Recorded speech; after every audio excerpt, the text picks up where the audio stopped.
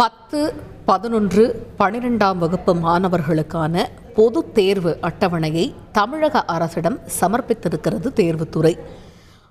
அந்த அட்டவணையில் என்னென்ன விஷயங்கள் குறிப்பிடப்பட்டிருக்கிறது என்பது தொடர்பான விவரங்களை கேட்டறிவோம். எமது செய்தியாளர் சங்கரன் இணைப்பில் இருக்கிறார். சங்கரன், வணக்கம்.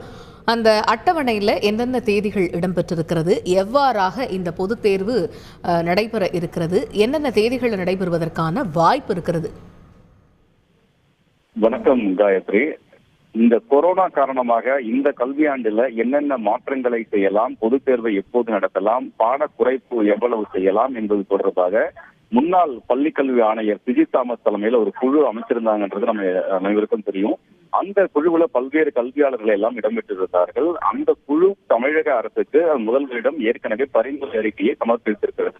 கிட்டத்தட்ட ஒரு 2 மாதங்களுக்கு மேலாகிறது பரிந்துரை அறிக்கை சமர்ப்பிக்கப்பட்டு இதுல பல்வேறு விஷயங்கள் சொல்லப்பட்டிருக்கின்றன. அதில் ஒரு அங்கம் தான் இந்த பொதுத் தேர்வு குறித்த விவகாரம் தற்போது வெளியே வந்திருக்கிறது. அதுல என்ன சொல்லப்படுது அப்படின்றத பத்தி.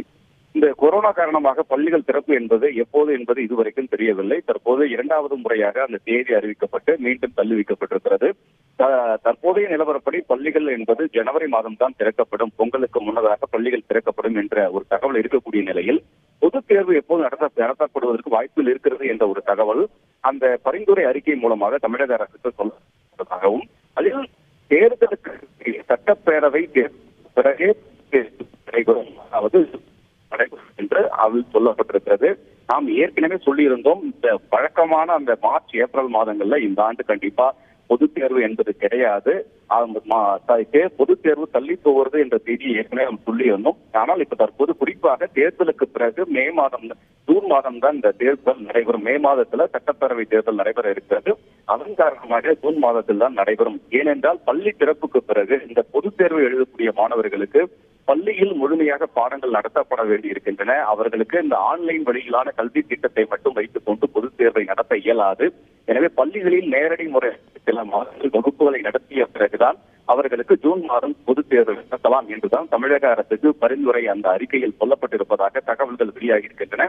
எனவே சட்டப்பேரவை தேர்தலுக்கு பிறகுதான் இந்த 10, 11, 12ஆம் வகுப்பு மாணவர்களுக்கான பொதுத் தேர்வுகள் நடைபெற இருக்கின்றன.